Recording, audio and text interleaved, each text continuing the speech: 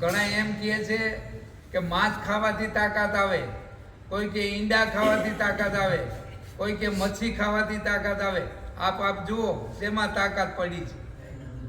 ગાયના દૂધમાં કેવડી તાકાત છે. બધાય વિચારો, બધાય જોનારા. કહેવાનું એવું છે કે માત્ર આપણું જીવન ચરિત્ર જેટલું ઉજળું અને સુગંધિત હશે એટલું કાંઈ બહારથી આપણે કોઈ પણ પ્રકારનું ઉજળું થવાની જરૂર છે નહીં.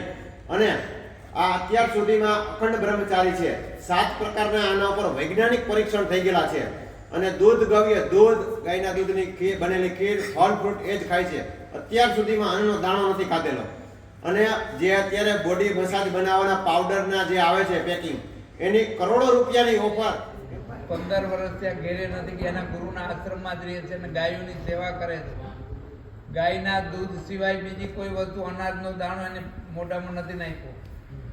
અને ફ્રૂટ લે અને બધું કેવડી તાકાત છે આ બધાય આપણે જોયું.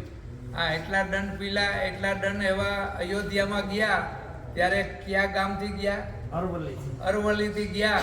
30,000 દંડવત પીલા. 1,51,000. 1,51,000 એક હારે એક દિવસમાં, સતત આ રીતે. આ કેવડી તાકાત આપ બધાય જોઈ શકો છો. ઘણા એમ કહે છે કે માંસ ખાવાથી તાકાત આવે, કોઈ કે ઈંડા ખાવાથી તાકાત આવે, કોઈ કે મચ્છી ખાવાથી તાકાત આવે. આપ જુઓ શેમાં તાકાત પડી છે. ગાયના દૂધમાં કેવડી તાકાત છે. આ બધાય વિચારો, બધાય જોનારા, બધાય આપણે જોયું અને દેખ્યું. 2 લીટર ગૌમૂત્ર પી જાય છે. અને ગાયનું દૂધ એ સિવાય કશું નથી કરતા.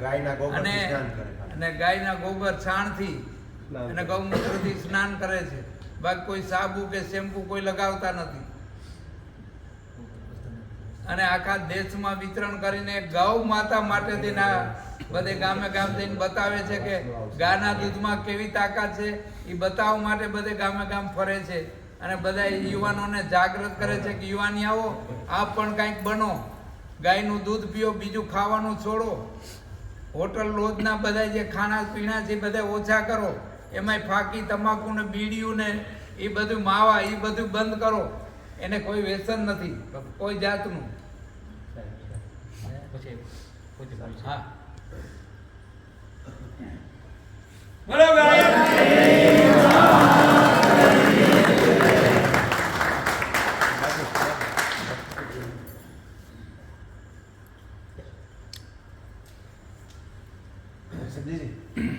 थोड़ा बहुत अपना परिचय दीजिए और जो आप गौ माता के आधार पर जो आप अभी दिखा रहे हैं, जो भी है, आप यहाँ पे थोड़ा बहुत थोड़े अपने हिसाब से बताओ।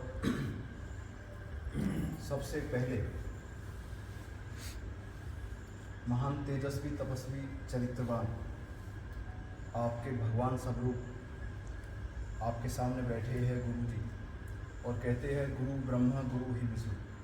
जिस इंसान ने गुरु को अपना जीवन समर्पित कर दिया, क्योंकि भगवान देखता है, गुरु देखता है, अगर जिसकी जितनी भावना होगी वो उतना आशीर्वाद ले जाएगा यहाँ से। आपकी पूरी निष्ठा है गुरु में तो आप दुनिया को जीत लो, और आपकी अधूरी है फिर आप कामयाब नहीं हो सकते। ऐसे महान तपस्वी के चरणों में इनके दर्शन हुए आज। सबसे पहले महाराज जी को प्रणाम, चरण स्पर्श करता हूँ। जो भक्त अपनी पूरी श्रद्धा रखते हैं इस धाम के लिए तन मन धन से, उनको मेरा प्रणाम है, चरण स्पर्श करता हूँ।